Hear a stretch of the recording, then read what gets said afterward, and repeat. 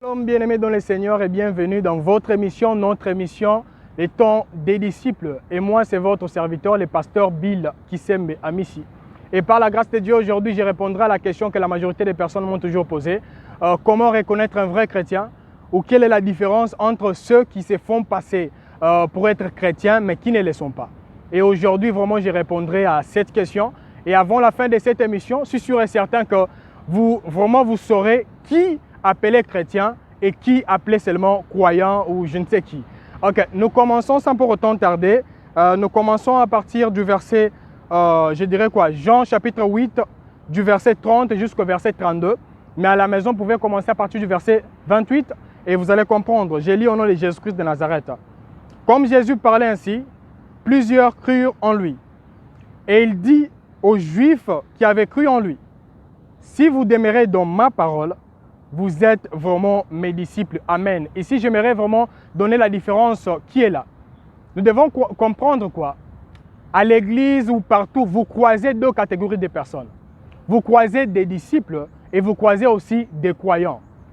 Qui est un croyant? Jésus-Christ vient de nous enseigner ici, en nous disant ce que l'apôtre Paul avait dit, la foi vient de ce qu'on entend et ce qu'on entend vient de la parole de Dieu.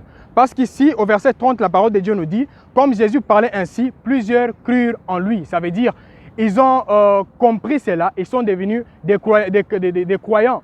Et être un croyant, ce n'est pas seulement être, je ne sais pas, un chrétien ou croire en Christ. Cela fait de toi un croyant. Non, non. Il y a même d'autres personnes qui disent Dieu n'existe pas. C'est aussi un croyant.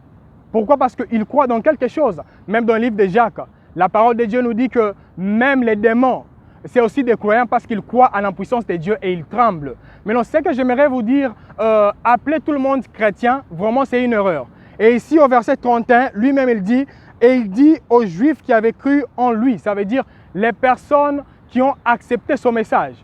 Il a dit, si vous demeurez dans ma parole, vous êtes vraiment mes disciples. Ça veut dire quoi? C'est la dimension, la deuxième dimension que Jésus aimerait que moi et vous, nous puissions y entrer. C'est quelle dimension? La dimension des disciples. Mais malheureusement, aujourd'hui, nous avons plusieurs croyants, mais peu de disciples. Quand je parle de disciples, ça veut dire quoi? Disciple, ici, la parole de Dieu nous dit, un disciple, c'est qui? C'est la personne qui demeure dans la parole de Dieu. Et demeurer, ça signifie quoi? Demeurer, ça signifie habiter en permanence quelque part. Et j'aimerais ajouter en disant qu'un croyant, c'est quelqu'un qui visite la parole de Dieu, même une fois par semaine ou une fois par mois. Mais un disciple, c'est quelqu'un qui fait de la parole de Dieu sa maison. C'est ça un disciple. Et j'aimerais ajouter aussi en disant quoi? Si vous appelez quelqu'un par exemple disciple, non, non, ce n'est pas tout le monde.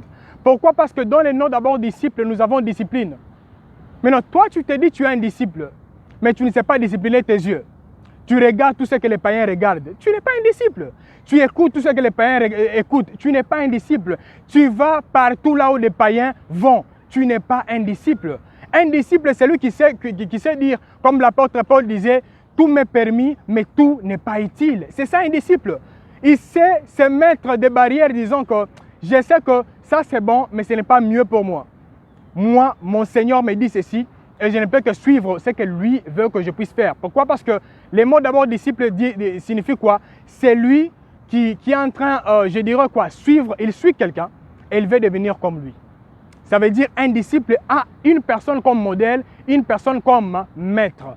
Maintenant, toi, tu me dis tu es un disciple, mais ta vie, il n'y a même pas de différence entre ta vie et la vie païenne. Ça veut dire tu n'as pas encore compris et tu n'as pas encore compris c'est quoi la parole de Dieu.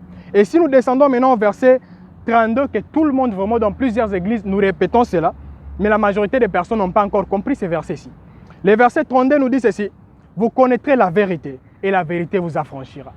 C'est un disciple qui connaît la vérité après avoir habité dans la parole de Dieu. Il commence maintenant à connaître la vérité. Et nous connaissons la vérité comment? En laissant le Saint-Esprit nous motiver, nous inspirer et nous montrer les choses que nous ignorons. C'est ça, nous connaissons la vérité. Et une personne qui croit seulement aujourd'hui et qui dit « Vous connaîtrez la vérité vous affranchira », ce n'est pas une citation seulement que nous devons commencer à répéter, mais nous devons vivre cela.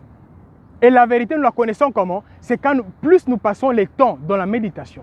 dans la prière et dans l'intimité avec notre Seigneur. Et là, maintenant, la vérité nous a franchis. Et la vérité nous a franchis comment? Dieu commence à nous enseigner en disant que ça, tu trouvais que c'était bon hier, mais aujourd'hui, ce n'est plus bon pour toi. Pourquoi? Parce que tu m'appartiens.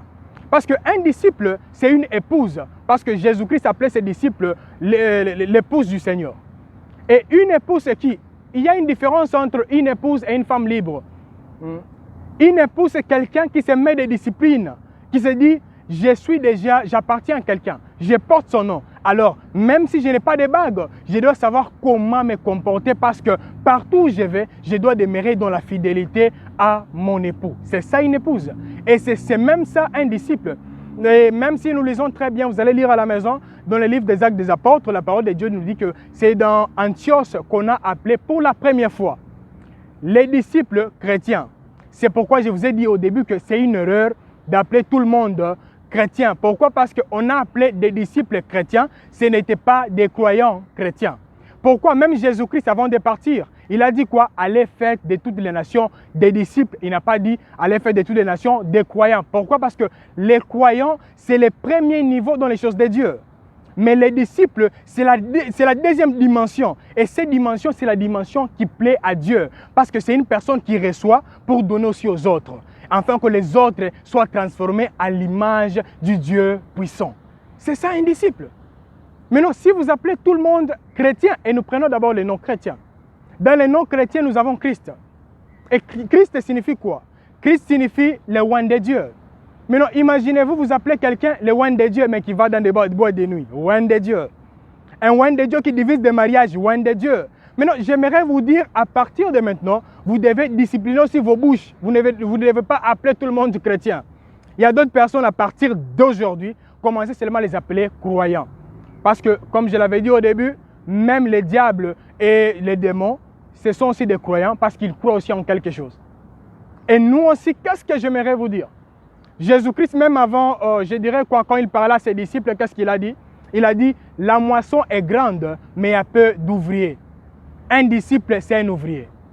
C'est une personne qui travaille pour son Seigneur. Une personne qui se dit, il n'est pas seulement là pour dire, Dieu, donne-moi, donne-moi, donne-moi. Mais il est là pour dire, Dieu, que veux-tu que je fasse pour toi? C'est ça un disciple. Et j'aimerais chuter en disant ceci. La différence qu'il y a entre disciple et croyant, c'est quoi? Un croyant a reçu Jésus-Christ comme sauveur, pendant qu'un disciple l'a reçu comme Seigneur et Sauveur. Ça veut dire quoi? C'est lui qui l'a reçu comme Sauveur, ça veut dire, et là nous voyons, quand il y a un danger, sauve-moi, sauve-moi, tu l'as reçu comme Sauveur. Mais un disciple, c'est quelqu'un, quand tout va bien, quand tout va mal, il dit d'abord, je l'ai reçu premièrement comme Seigneur. Seigneur, ça veut dire quoi? C'est lui qui a le pouvoir sur toi et c'est lui qui doit te dominer. Alors, lui, il a reçu Jésus-Christ comme Seigneur, afin de dire, Jésus, je te donne mon corps, je te donne ma vie. Dirige ma vie selon ta volonté. Et c'est ça un disciple. Maintenant, un croyant, il est là. Quand tout va bien, il est dans la présence de Dieu. Quand tout va mal, Dieu, pourquoi moi? Pourquoi moi? Pourquoi moi? Toi, tu es un croyant, tu n'es pas un disciple. Et si vous avez des questions ou si vous voulez contester ce que je vous ai dit, tout est biblique, lisez très bien la parole de Dieu et vous comprendrez que appeler tout le monde chrétien est une erreur. Et un disciple, ce n'est pas seulement une personne qui est en train d'élever son organisation. Notre église, notre église, notre église. Un disciple, c'est quelqu'un qui est là et qui dit, travaillons d'abord pour le Seigneur. Les problèmes des églises, etc. Parce qu'au ciel, il n'y aura pas de conflit des églises. On ne te dira pas, toi tu viens de quelle église ou toi tu viens de quel pasteur. Mais on te dira, est-ce que tu avais cru en la parole de Dieu? As-tu demeuré dans cette parole-là? As-tu aussi aidé d'autres personnes à vaincre les péchés et à demeurer dans la victoire? C'est ça un disciple. Sinon, je suis déjà arrivé à la fin. Et si vous avez vraiment des témoignages, des questions, etc., merci de nous laisser cela. Ça peut être sur notre chaîne YouTube, Temps des disciples. Et merci de vous abonner et d'aimer la vidéo si vous n'êtes pas encore abonné. Et merci de partager les messages aux croyants afin qu'ils deviennent aussi des disciples et pourquoi pas des chrétiens.